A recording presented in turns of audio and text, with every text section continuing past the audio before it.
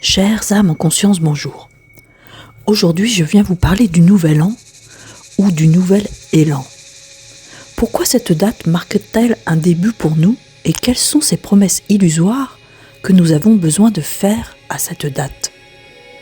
Comment un purgatoire effaçant un engagement non respecté l'année passée, effacer la dette d'un engagement non respecté qu'ici nous pouvons encore recommencer sans que cela ne soit dommageable et que notre cruauté à rester dans cette prouesse du non-accomplissement soit une prescription et un refuge de notre valeur sans fond.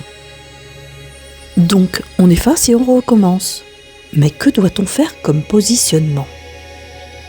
Sommes-nous obligés de mettre une intention significative ou une punition nous sera imposée? Pourquoi cette date serait le début de quelque chose? La remise à zéro d'un système n'ayant d'autre choix que de nous mettre devant notre réalité et de nous faire nous-mêmes écho de notre positionnement du bien et du mal. Nous serions donc seuls légitimes devant nos choix. Mais quelle excellente nouvelle! Le juge nous habiterait et nous serions son commandant en chef. Double bonne nouvelle! Mais pourquoi au bout de quelques semaines seulement nos intentions s'évaporent-elles comme les prétendues mises en œuvre de leurs effets? Nous voudrions être parfaits sur l'instant, en nous mettant cette détermination comme challenge. Mais personne à part nous-mêmes ne sommes en mesure de vérifier cette incarnation. Peut-être est-ce là l'engagement qui n'est qu'avec nous et qui se dégrade à la moindre occasion pour un retour en arrière de nos travers. Est-ce une fatalité et qui nous a demandé d'être une version augmentée? Ce phénomène est une dictée aucunement réaliste et qui fait de nous des pantins parfaits. Vouloir se singulariser à cette date est utopique et est un mirage. Je ne me suis jamais retrouvée dans ce passage où tous avons besoin de nous congratuler. Cela me paraît cynique et vulgaire. Je préfère désormais être seule et fêter une intention légitime de sens de ne pas être un humain parfait. Cette attitude est une vérité qui se fait dans un accueil de mes valeurs du jour. Cette marque d'attention qui nourrit notre ego, qui reste une surface et qui, s'il veut être atteint, reste pour le coup une hypocrisie de premier plan. J'imagine que votre devoir sera de contredire cet espace. Mais si vous vous penchez vraiment sur la réflexion, votre identité sera mise en lumière de ce miroir, infligeant une dictature de sens. Bien évidemment, si c'est de faire la fête qui vous active à être en cohérence, le 31, eh bien cette célébration n'est pas prise en conscience. Mais toutefois, une soirée agréable en compagnie de personnes choisies est un confort. Mais le sens premier de cette fête est un engagement d'un passage sur une voie de rédemption à ce qui ne nous convient plus. Vous n'êtes que des êtres perfectibles et c'est ok.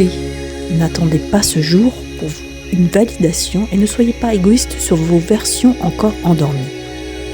Vous êtes aussi des êtres merveilleux où tout est déjà incarné sans que personne n'ait à vous juger de vos attitudes singulières. Votre légitimité est en ordre et une date de renouveau ne sera pas la garante de vos espoirs. Il vous suffit juste d'éteindre d'obtenir des preuves ou un engagement sur une voie sans sens véritable.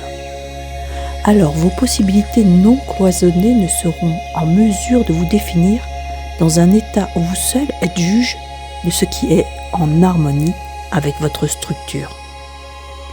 Les recoins de votre psyché s'enflamment à l'idée de vouloir une perfection. Mais la vie ne vous impose que la simplicité d'être conscient de votre propre réalité.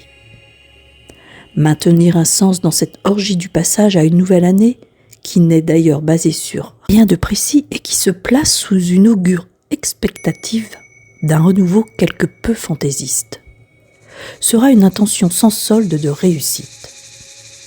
Loin de moi de vouloir briser ce jour, mais une intention de faire la fête, oui, mais pas plus.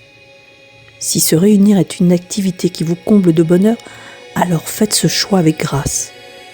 Car il n'y a de plus beau message que la reconquête de votre espace sacré. Faites-vous honneur avec certitude, même si c'est le temps d'une journée. car c'est par ce prisme que vous sortez de tout l'enfermement du reste de votre année, où tout attrait pour la moindre étincelle de vie est déjà une reconnexion puissante sur vos doutes. Donnez-vous la puissance d'intention sur vos rêves et sonnez l'alarme de vos passions. Que cette nouvelle année soit à la hauteur de vos espérances sans trop d'illusions, mais avec bienveillance.